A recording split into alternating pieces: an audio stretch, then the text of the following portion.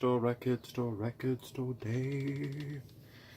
So yeah, it was record store day recently on April 13th, 2019. I'm now recording this April 14th, 2019. And of course, record store day, Adele allegedly celebrating independent record shops and buying records and supporting your local business, although that is not always necessarily the case, and there are certainly downsides to it.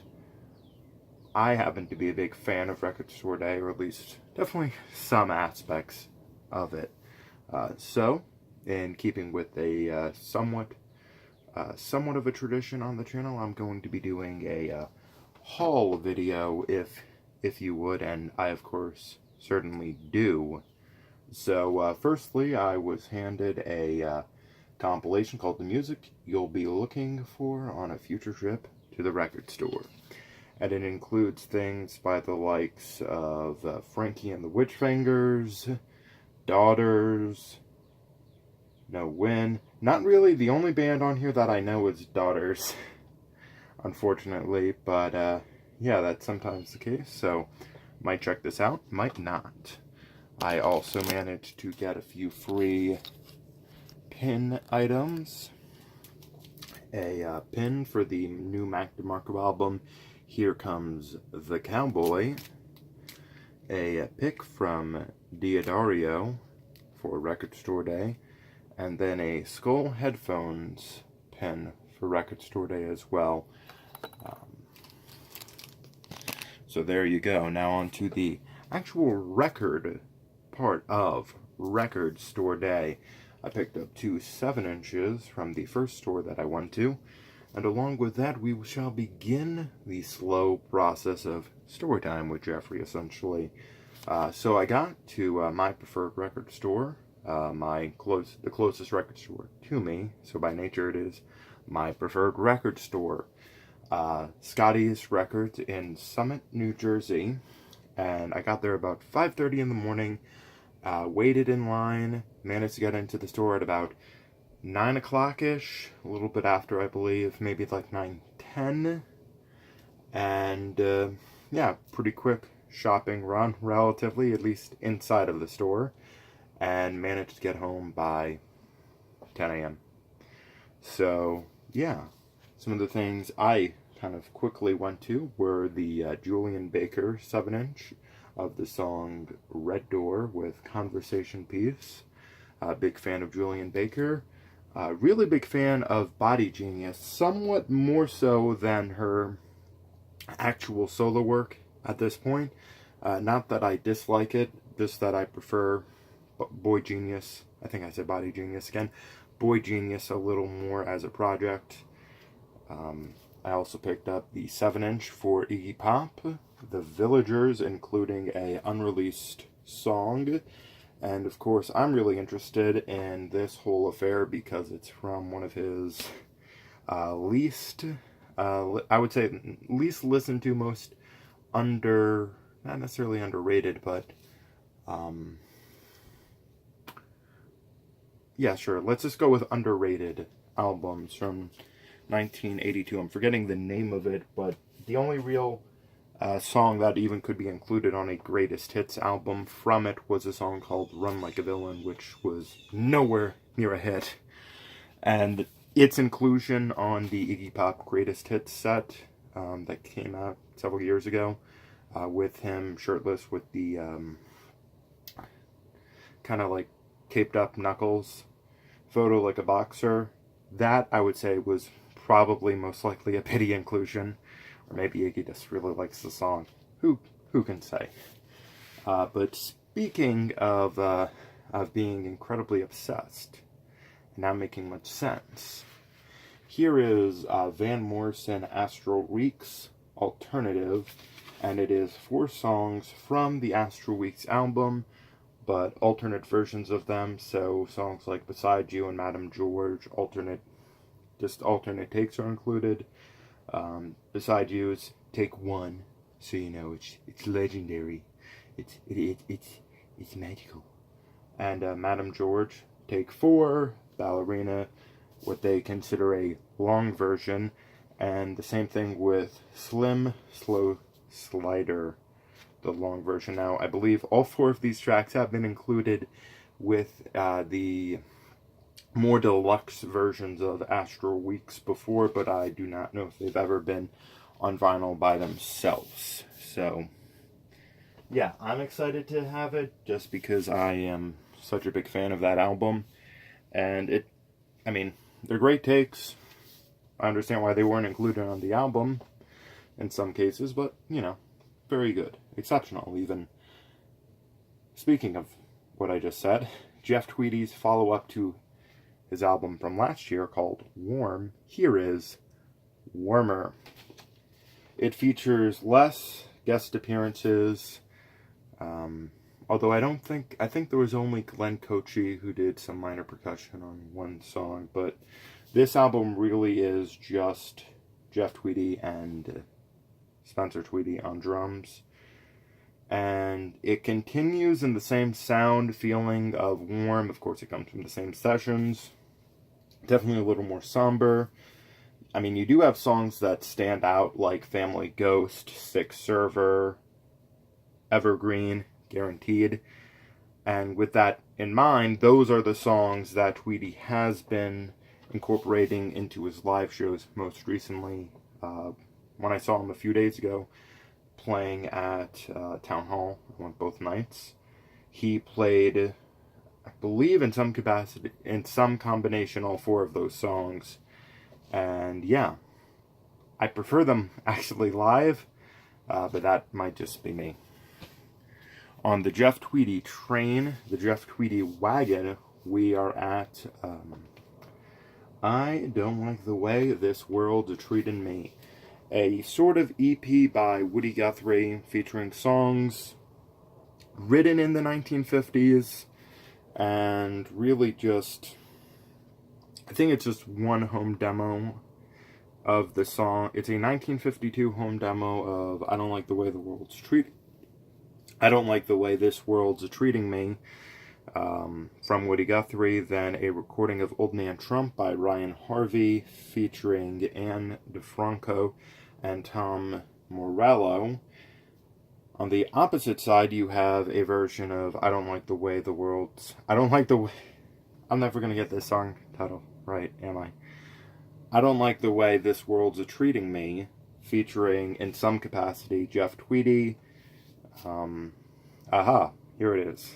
Research.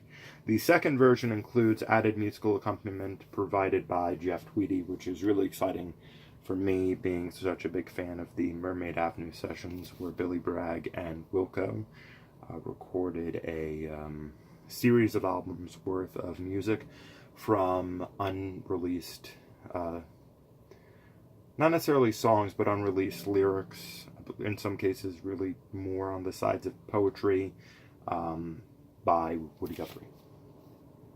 And lastly, there is a version of Old Man Trump by U.S. Elevator.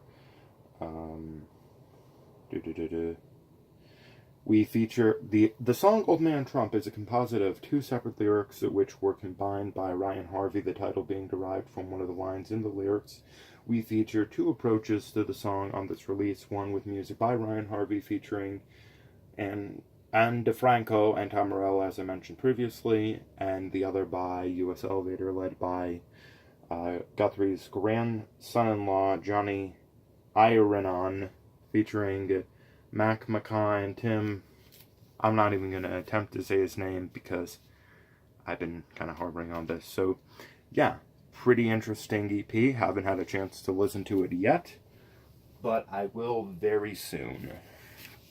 Next up, speaking of odd music, we have a release from Death Grips, which is called Steroids, Crouching Tiger, Hidden Gabber Megamix, which is somewhere between an EP and just, I don't know, like a self-released mixtape of new music almost. It's about 22 minutes long, non-stop, has different sections, and is exceptionally good. On the B-side, there is More Than the Fairy featuring Les Claypool, and then a song called Electric Drum Solo Dub Mix. So yeah, Big fan of Death Grips. Can't go wrong with something like this. At least when your name is Jeffery Patron.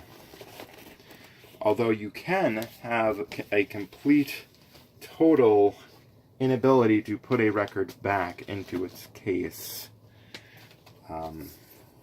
If you are in fact Jeffery Patron. Boom, we did it. Hopefully I cut through this, because otherwise. Next record.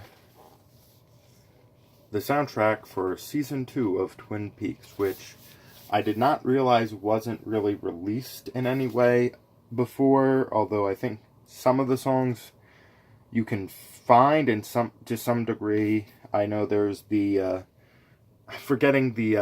I'm forgetting who sings it, but there's this really odd and strange moment where the guy who's kind of just like, I'm emotional, but I'm cool, sings a song called Just You with two of the female characters, and he sings in this really high-pitched voice. That's included on here, and is truly excellent. You have songs that stood out to me like Barbershop, Love Theme Intro, practically everything on here I'm just a big fan of, but that just could be the fact that I'm just such a big fan of Twin Peaks. Two real just great photos of Kyle MacLachlan and the actress, the amazing actress that plays Laura Palmer. Having a bit of a goof brain up moment.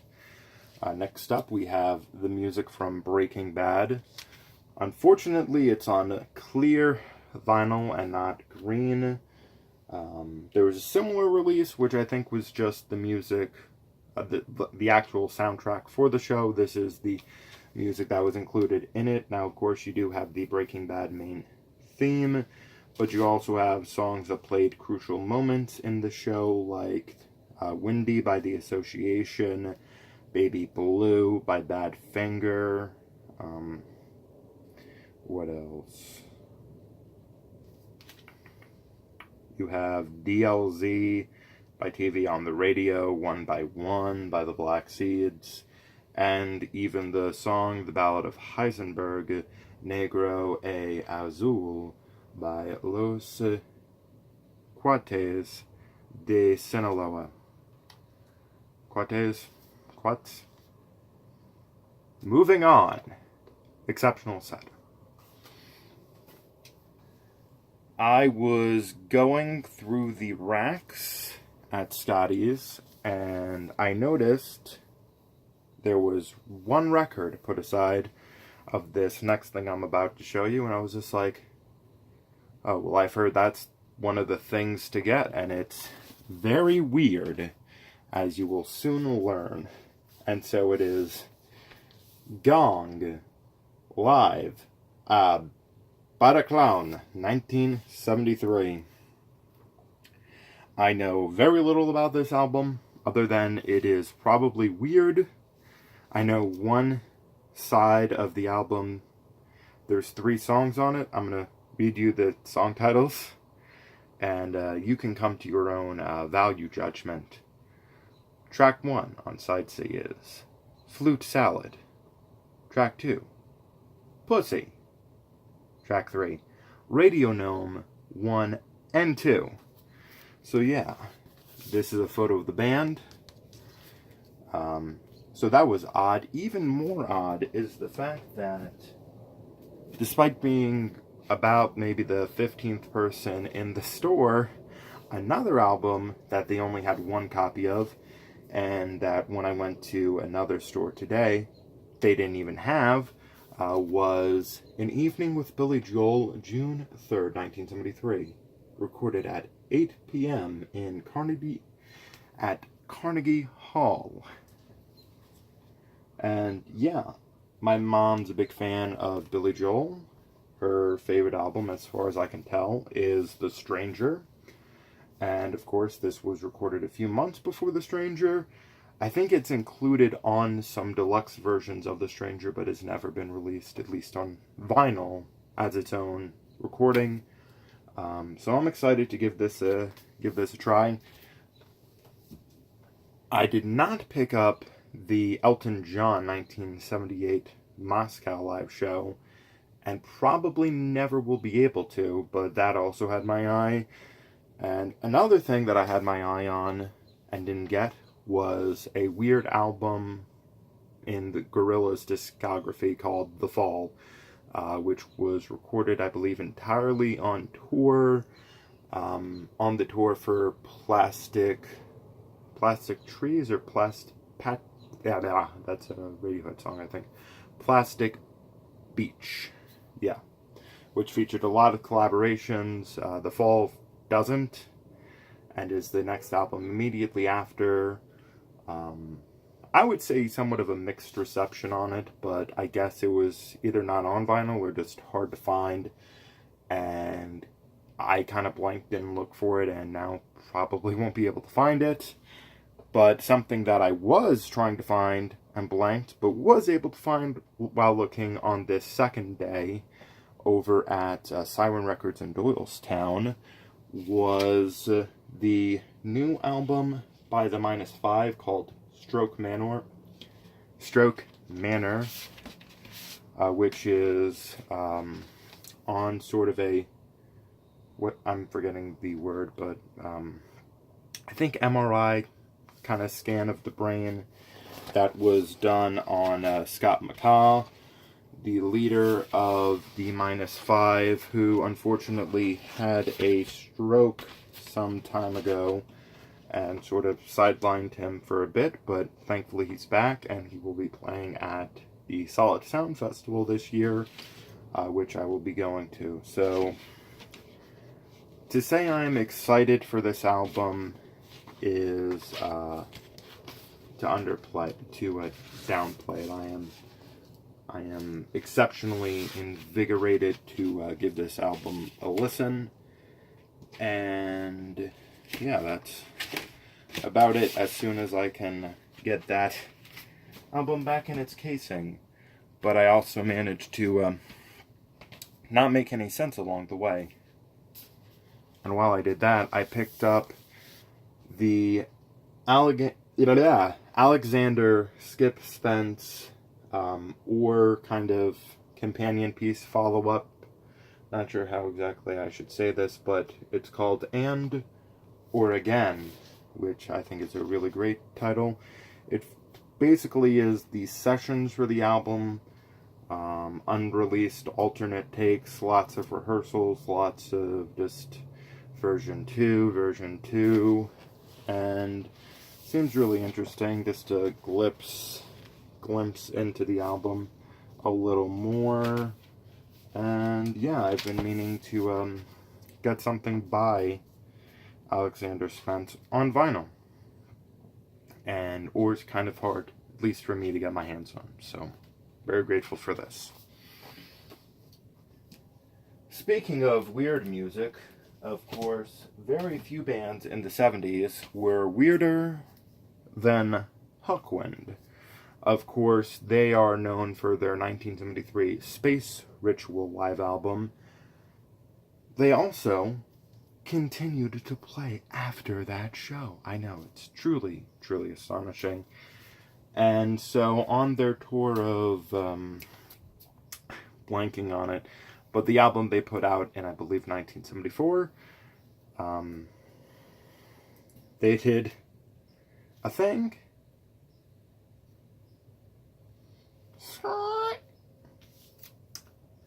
I also picked up a 1974 album by Hawkwind called The 1999 Party. The name, at least, is reminiscent to me of David Bowie's 1973 recording that was released at Performance Recording television special, weird, stupid thing people like to not talk about, called The 1984 Floor Show. So, yeah. This, of course, also featured Lemmy on bass, and even features him singing the song The Watcher, amongst a litany of really just, I would just say, classic, standard psychedelic rock songs like Brainbox Pollution and Sonic Attack. So yeah, if you like psychedelic rock, you've already listened to Space Ritual. Try and get your hands on this, I guess. So, as I'm sort of falling apart and slowly dying and sweating myself to death, just to pile on top of this absurdity and